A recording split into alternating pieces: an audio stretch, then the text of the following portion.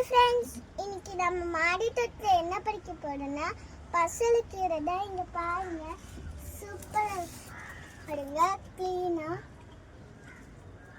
வாங்க படிக்கலாம்.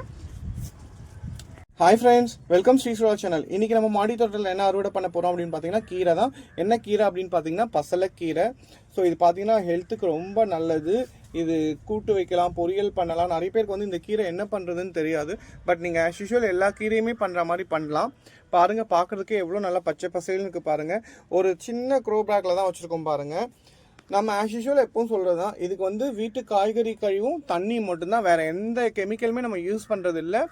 அதே மாதிரி பார்த்திங்கன்னா நம்ம ஆல்ரெடி சொல்லியிருக்கோம், இந்த வாழைப்பழத்தோல், மாட்டு சாணம், இந்த மாதிரி தான் நம்ம யூஸ் பண்ணுற உரம், வேறு எதுவுமே இல்லை. இங்கே பாருங்கள், பார்க்குறதுக்கே எவ்வளோ சூப்பராக இருக்குது பாருங்கள். இதில் இல்லாமல் கீரை பாருங்கள் எவ்வளோ ஃப்ரெஷ்ஷாக இருக்குன்னு. இங்கே பாருங்கள், அதோடைய இலெல்லாம் பாருங்கள். இதுதான் வந்து பசலைக்கீரை, ரொம்ப ஹெல்த்துக்கு நல்லது. இப்போ இது பார்த்திங்கன்னா இன்னொரு தொட்டிலையும் நம்ம வச்சுருக்கோம், அதை பார்க்கலாம் வாங்க. இங்கே பாருங்கள், ஒரு பெரிய க்ரோ பேக்கில் வச்சுருக்கோம். ஸோ இதுலேயே பார்த்தீங்கன்னா ரோஜா செடி எல்லாமே இருக்குது. இது பார்த்தீங்கன்னா ஊடு பயிர் மாதிரி வச்சுக்கலாம் நம்ம. இங்கே பாருங்கள் எவ்வளோ அழகாக இருக்குது பாருங்கள். இதுலேயும் இந்த கீரை இங்கே பாருங்கள் எவ்வளோ சூப்பராக இருக்குது பாருங்கள். பார்க்கறதுக்கே சூப்பராக இருக்குது. சொல்கிறது தான், ஒரு சின்ன இடம் தான் போதும். இந்த மாதிரி சின்ன சின்ன செடிங்களை வச்சு நம்ம குழந்தைங்களுக்கு வந்து மருந்து இல்லாத உணவு வந்து கொடுக்கலாம். ஸோ அதுக்காக தான் நாங்களும் இந்த மாதிரி பண்ணிகிட்ருக்கோம். உங்களுக்கும் இந்த மாதிரி சின்ன சின்ன இடம் தான் ட்ரை பண்ணி பாருங்கள் ஃப்ரெண்ட்ஸ்.